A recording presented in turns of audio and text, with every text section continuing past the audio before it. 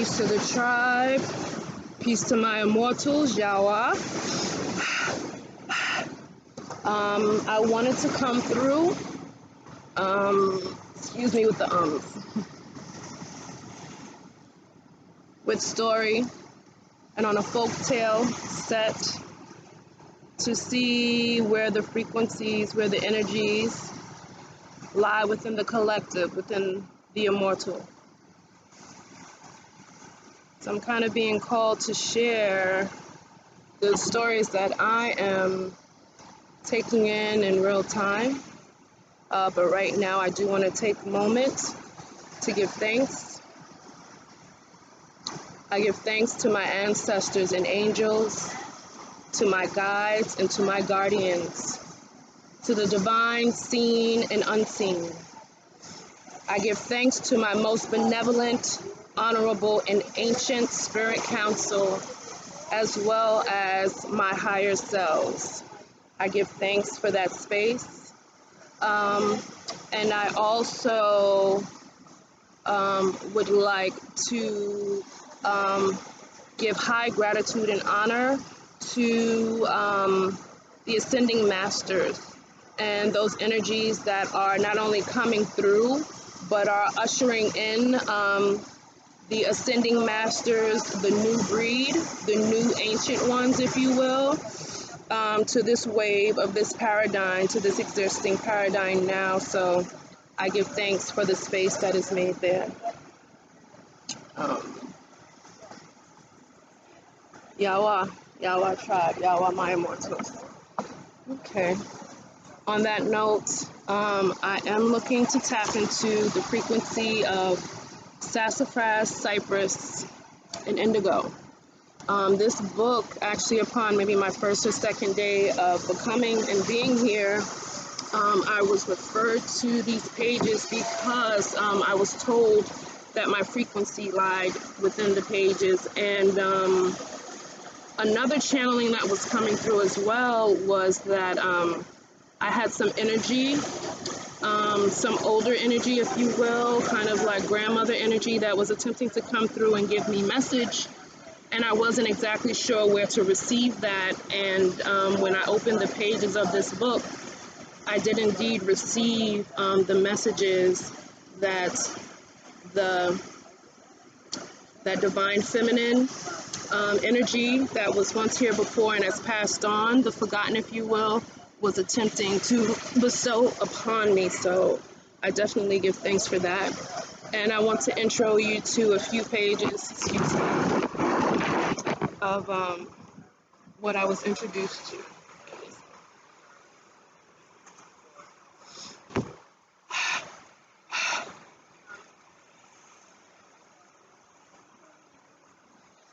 Sassafras, Cypress, and Indigo is dedicated to all women in struggle.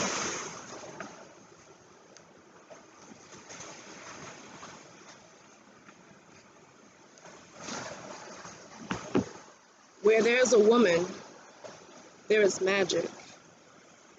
If there is a moon falling from her mouth, she is a woman who knows her magic, who can share or not share her powers. A woman with a moon falling from her mouth, roses between her legs, and tiaras of Spanish moss. This woman is a consort of the spirits. Indigo seldom spoke. There was a moon in her mouth. Having a moon in her mouth kept her from laughing. Whenever her mother tried to pull the moss off her head or clip the roses around her thighs, Indigo was laughing. Mama, if you pull them off, they just gonna grow back. It's my blood. I've got earth blood, filled up with the Geechee, long gone, and the sea. Sitting amongst her dolls, Indigo looked quite mad. As a small child, she stuffed socks with red beans, raw rice, sawdust, or palm trees, tied ribbons, made necks so they could have heads and torsos. then eyes from carefully chosen buttons or threads, hair from yarns specially dyed by her sisters and her mama, dresses of the finest silk patches, linen shoes, and cotton underwear, skirts, satin mittens or gloves embroidered with the delight of a child's hand. These creatures were still her companions, keeping pace with her changes, her moods and dreams, as no one else could. Indigo heard them talking to her in her sleep.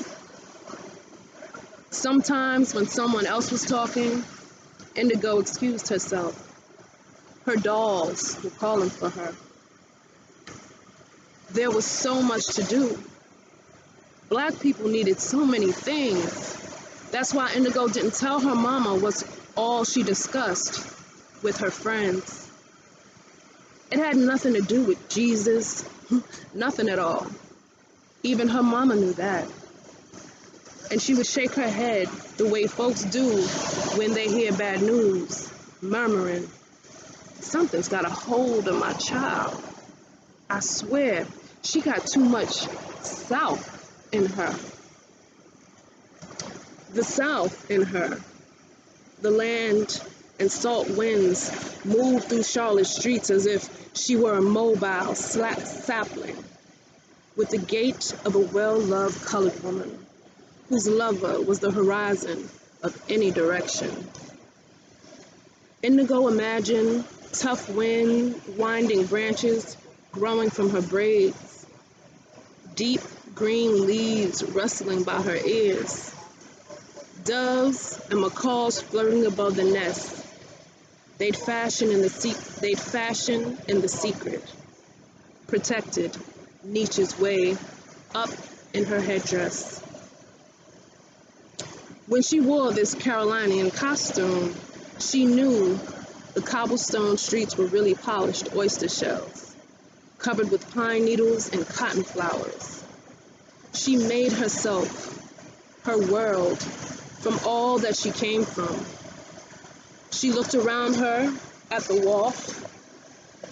If there was nobody but white folk, she made them black folk. In the grocery, if the white folk were buying up all the fresh collards and okra, she made them disappear and put the produce to the vegetable wagon and went round to the colored. There wasn't enough for Indigo in the world she was born into. So she made up what she needed, what she thought the black people needed. Access to the moon, the power to heal, daily visits from spirits. Moon Journeys by Indigo. Find a noble stone that's very smooth. So there are beautiful spells of conjure in this book as well, which I've made note of, and I will make note of this one as well. Wash it in rose water 2 times. Lay it out to dry in the night air where no one goes. When dry, hold stone tightly in right hand. Caress entire face with the left hand. Repeat the same action with the stone in left hand without halting the movement. Clasp stone-filled hand with the right. Walk to a tree that houses a spirit friend. Sit under the tree facing the direction of your mother's birthplace. Hold your hands between your bosom, tight. Take 5 quick breaths and 3 slow.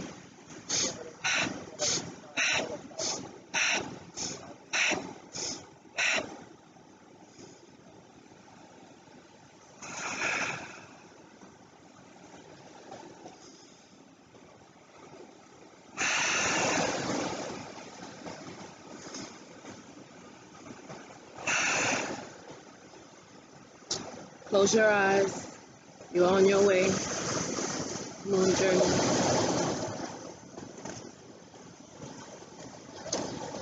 Not all black people wanted to go to the moon.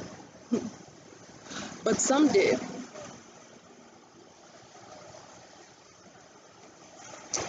Aunt Haiti had gone to the moon a lot. She told Indigo about the marvelous parties that were in the very spots the white people put flags and jumped in every sport. The white people put flags and up and down erratically. They never did learn how to dance though. Been around black folk all these years and still don't have sense enough to keep in rhythm. But they were walking on the moon like nothing ever went up on in there. Like women didn't sidle up to lunar hills every month. Like seeds of menses could be held back by the rocket launcher. Like the colored might disappear with the light of the moon.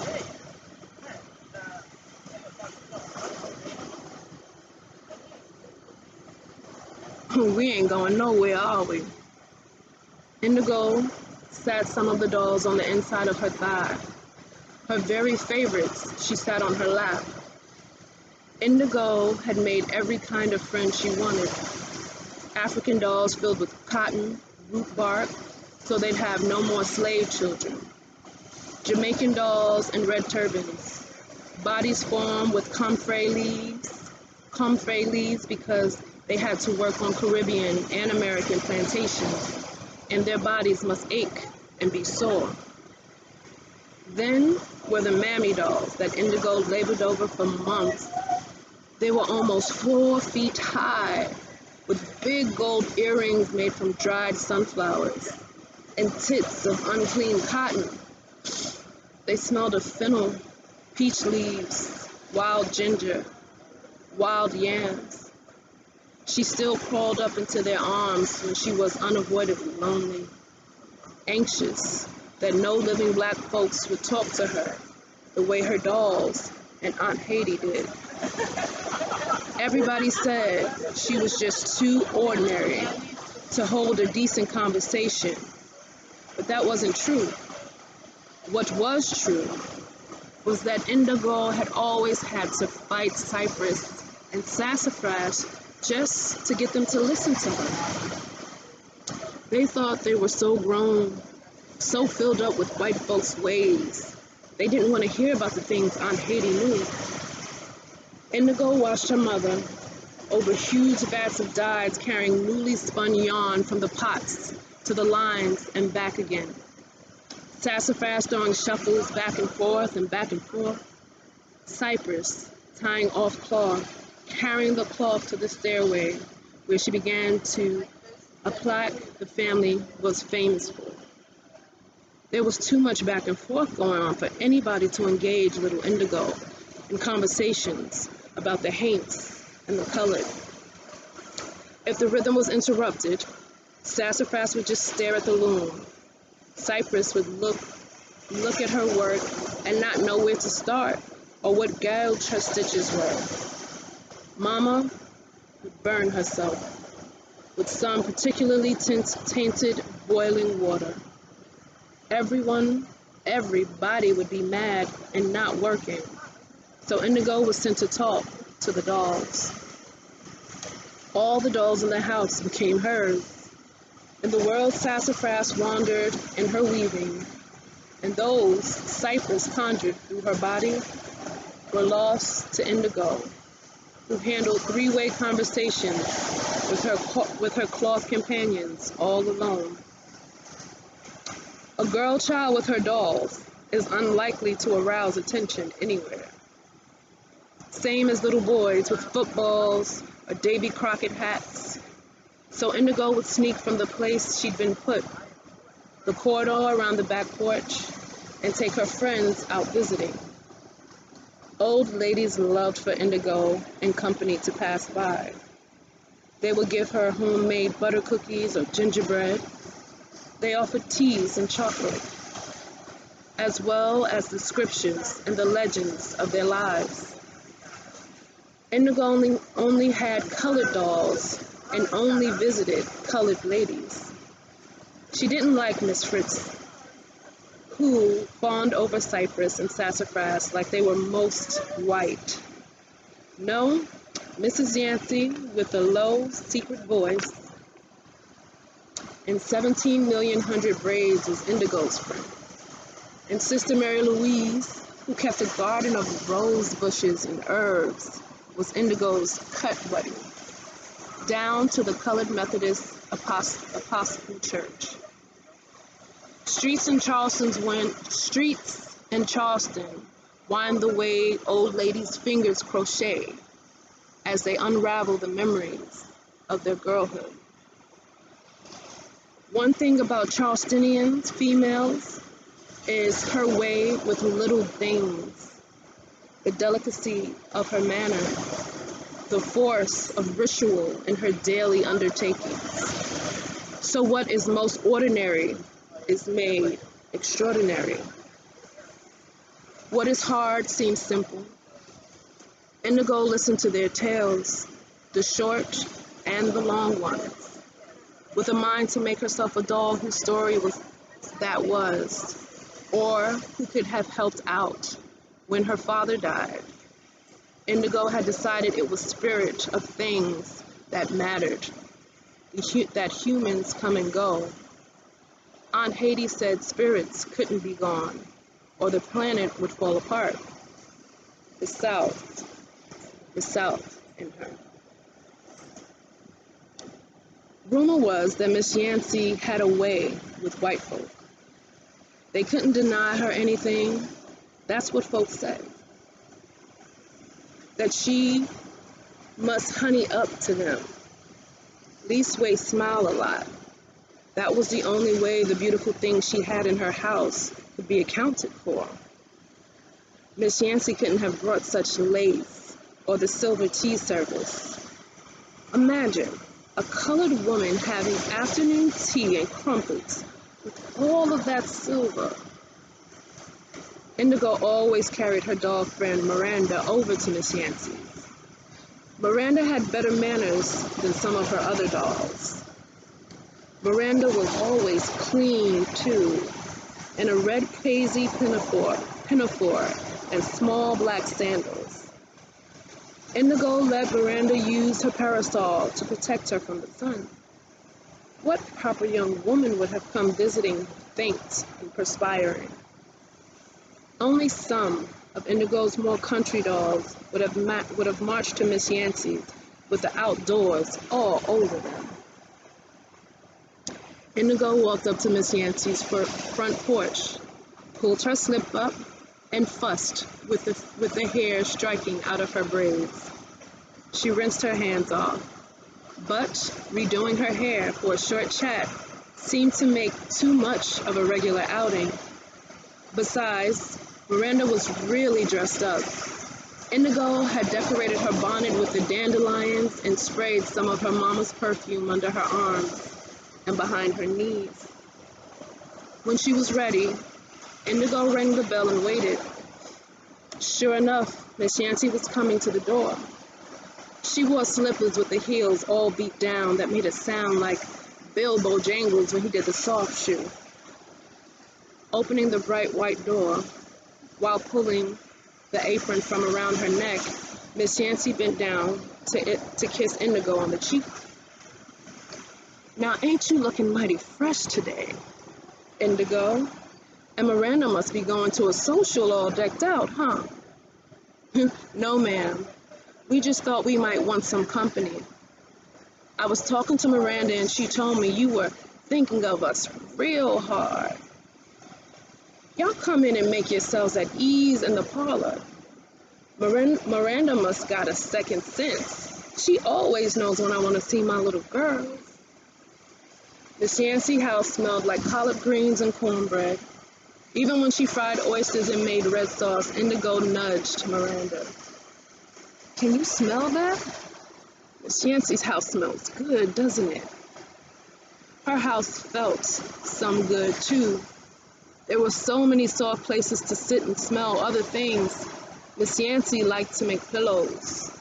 Oval pillows, square pillows, rectangular, triangle shapes that had no names, but were scented. Soft, huggable pillows. These pillows were covered with satin and silks, and embroidered and blinding scarlets and gold, and set off with lace, tassels, and cords. Miss Yancey told Miranda that she made the pillows now because all her life she had been living between a rock and a hard place. Even though she didn't really need any more, something called her to keep sewing herself comforts. Miranda asked Miss Yancey the question that Indigo considered too forward. Why? One time when Miranda and Indigo were having a bit of pineapple upside down cake with their tea, and Miss Yancey was talking about how the white folks drove the color to drink in evil ways, drove decent young gals into lives of sin, chasing them up and down and back stairways from Allendale to Hilton Head. Miranda blurted, "Well, how come the white people give you so many things if they so hard-hearted and low down? Why you smile up at them?" Indigo was embarrassed and gave Miranda a good whack on the face. "She didn't mean that, ma'am." "Yes, she did, Indigo. And it ain't correct to be slapping on no free somebody. You keep your hands to yourself and listen to what I got to say." Indigo settled back in the love seat, almost disappearing in all the pillows. Miranda finally relaxed and laid next to her, listening. Folks in these parts got so much low idea of the women of the race. They can't imagine how I come by what I come by, lest they weigh my reputation down with dirty, filthy minds. "Oh, no, ma'am.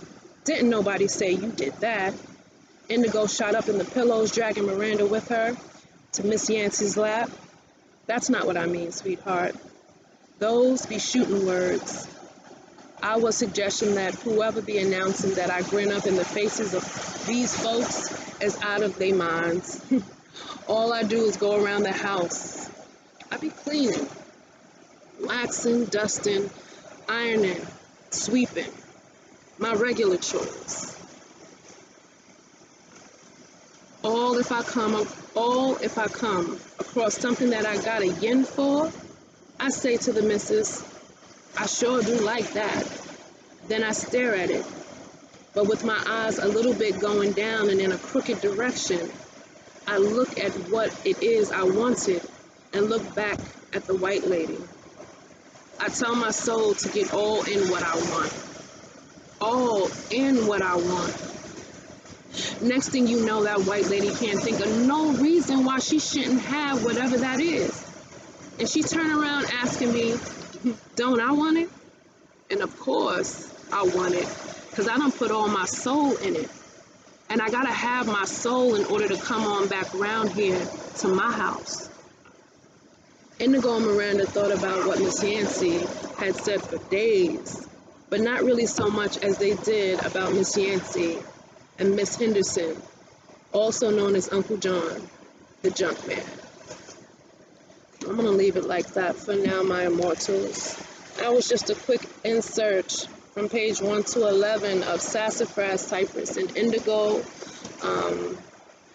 Yes, and definitely what stands out to me, and I want to, for all my sister and for all that divine that's coming out, whether it's mighty masculine, mighty feminine, and or mighty masculine, make note of your magic. Make note of those of you or those of us who have the spell, who have the connection, who are the threshold and have the moons falling out of our mouths. For we hold the key to threshold. We speak with spirit in so many ways. Continue to do so. And I look forward to coming back and sharing another veiled reading with you, whether it's on this side of the world or the next. Sending my love to my immortals.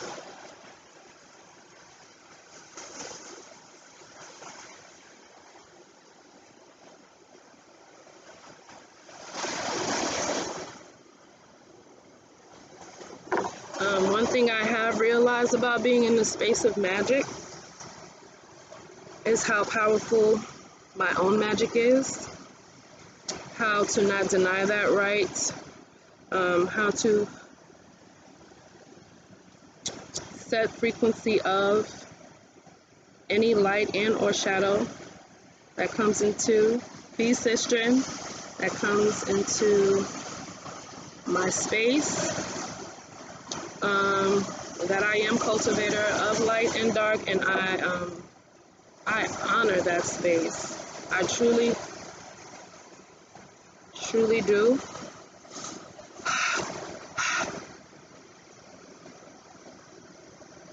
Send you energy of evolutions. I send you love. I send you balance. I send you wholeness.